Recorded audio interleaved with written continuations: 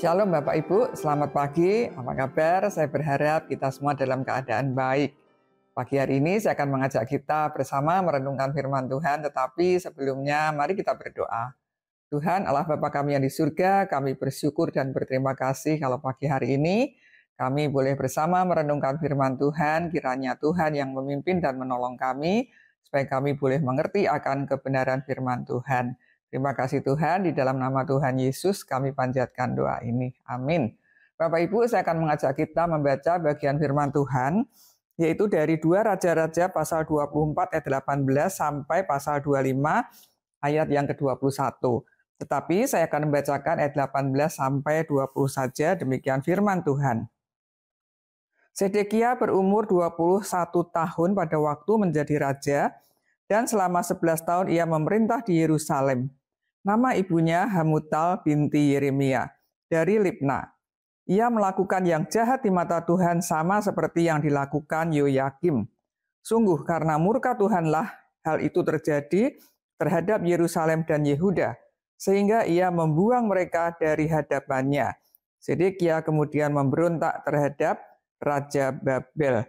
Nah Bapak Ibu dikasih Tuhan, saya akan ambil tema di pagi hari ini, yaitu jangan membuat Tuhan murka. Bapak Ibu, kesabaran manusia ada batasnya. Saya kira semua kita pasti setuju akan hal ini. Seorang ibu beberapa kali menegur anaknya karena anaknya berbuat salah.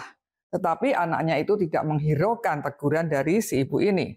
Dari teguran dengan nada pelan, kemudian setengah keras, sampai keras sekali, akhirnya dipukullah anak itu karena tidak mendengarkan teguran si ibu. Nah, si ibu memukul anaknya, kenapa? Karena sudah kehilangan kesabarannya terhadap anaknya. Nah, Tuhan kita adalah Tuhan yang panjang sabar, dan ini adalah sifat Tuhan kita. Terbukti bagaimana Tuhan Yesus datang ke dunia mencari orang-orang yang berdosa, menunggu manusia untuk bertobat, supaya mendapatkan pengampunan dan kehidupan yang kekal. Di dalam 1 Timotius 1 ayat 15-16, dikatakan demikian. Perkataan ini benar dan patut diterima sepenuhnya.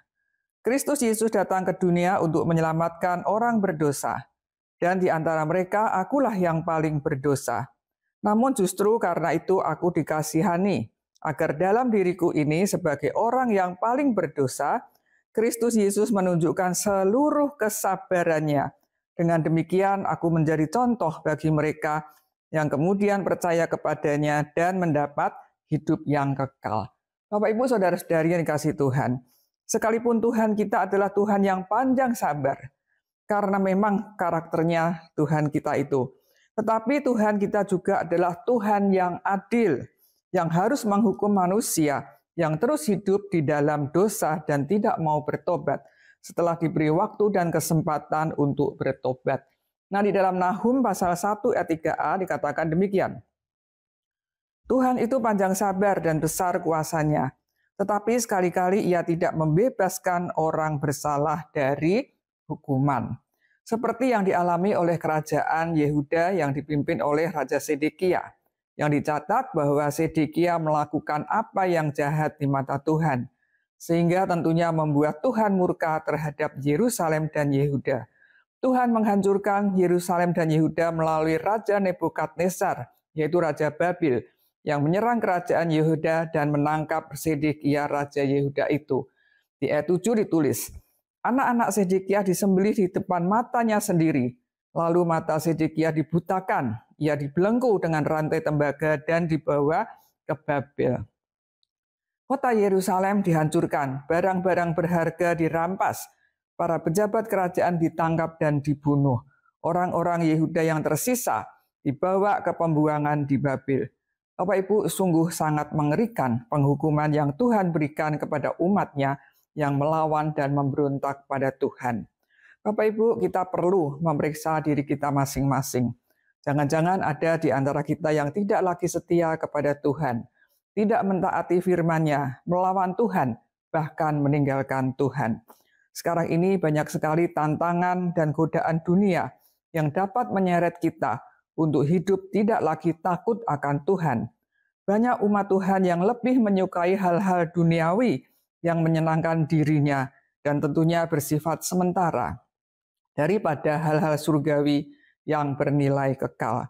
Bapak Ibu, selagi masih ada kesempatan bagi diri kita yang sudah mulai menjauh dari Tuhan, bahkan tidak lagi taat kepada Tuhan, mari segeralah bertobat dan minta pengampunan dari Tuhan. Tuhan itu panjang sabar, masih memberikan kesempatan kepada umat-Nya untuk bertobat. Jangan sia-siakan kesempatan yang Tuhan berikan. Jangan sampai murka Tuhan datang kepada orang-orang yang terus berbuat jahat di hadapan Tuhan dan tidak mau bertobat. Amin. Mari kita berdoa.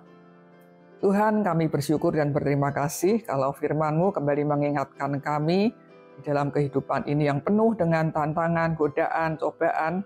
Ya Tuhan, kalau ada di antara umat-Mu, di antara kami yang terus hidup di dalam dosa, biarlah ketika mendengar firman Tuhan ini sebagai teguran untuk orang-orang yang terus berbuat dosa boleh segera bertobat, memohon pengampunan yang daripada Tuhan. Ampunilah kami ya Tuhan, ampunilah bangsa dan negara kami, supaya murka Tuhan tidak turun atas kehidupan orang-orang yang berdosa ini. Terima kasih Tuhan, mampukan kami untuk hidup di dalam kebenaran, terus setia di dalam mengiring Engkau. Terima kasih ya Tuhan, di dalam nama Tuhan Yesus kami panjatkan doa ini. Amin. Selamat pagi, selamat beraktivitas. Tuhan Yesus memberkati kita semua. Amin.